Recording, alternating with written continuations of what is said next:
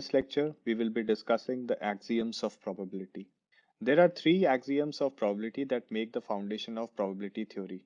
First, the probability of any event is always between 0 and 1. 1 indicates definite occurring of any of the outcome of an event, and 0 indicates no outcome of the event is possible. For sample space, the probability of entire sample space is 1.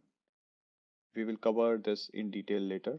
And the third is probability of the event containing any possible outcome of two mutually disjoint is summation of their individual probability. Don't worry about these terms, we will cover this in detail as well. So let's get started. The first axiom is that probability of any event is between 0 and 1. As we have seen in the past, the formula of probability is that we divide total number of outcomes in the event by the total number of outcomes in sample space. And the event is a subset of sample space. So the event cannot have more outcomes than the sample space. Clearly, this value is going to be between 0 and 1 since the denominator is always greater than the numerator. Axiom 2. The second axiom is that probability for entire sample space is equals to 1. Let's take an example from the dataset. Suppose we need to find out the probability of churning for the female customers by their occupation type. In our dataset, we have 4 female customers. One of them is salaried and 3 of them are self-employed. The salaried female is going to churn. We only have one salaried female who is going to churn, so the number of salaried female customers who are not going to churn is 0.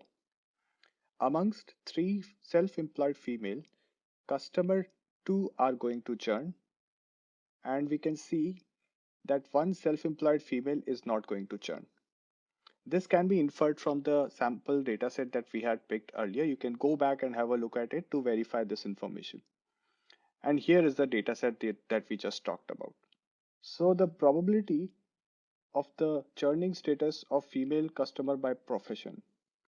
In the sample space of the problem, we actually have salaried churn, salaried not churn, self-employed churn, and self-employed not churn.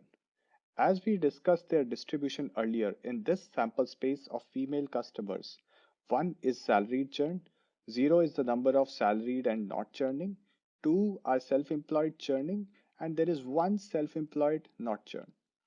If we were to find out the probability that a person who is a female is salaried and is churning, it will be equal to 1 by 4.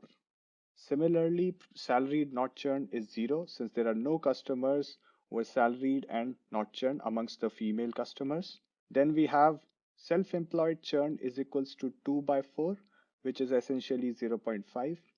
Then the probability of self-employed not churn is again 1 by 4, as you can see here.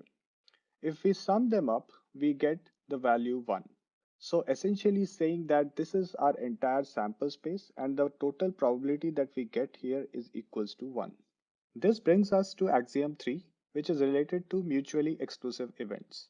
PA union B is equals to PA plus PB for mutually disjoint events. If you remember the union formula, you will recall that the intersection term is not here, which means there is nothing common between the terms A and B. Let us understand this particular type of events, which is called mutually exclusive events. Mutually exclusive events mean that such events cannot occur together, or in other words, they don't have common values, or we can say their intersection is null. We can also represent it as follows. This means that the intersection is 0 or they do not have any common values. For an example, if event A is getting a number greater than 4 after rolling a dice, the possible outcomes would be 5 and 6. And event B is getting a number less than 3 on rolling a die. Here the possible outcomes would be 1 and 2. Clearly both these events cannot have any common outcome. Interesting thing to notice here is that events A and B are not complement of each other, as you can clearly see, but yet they are mutually exclusive. You can pause the video and just go through it once more to understand it clearly.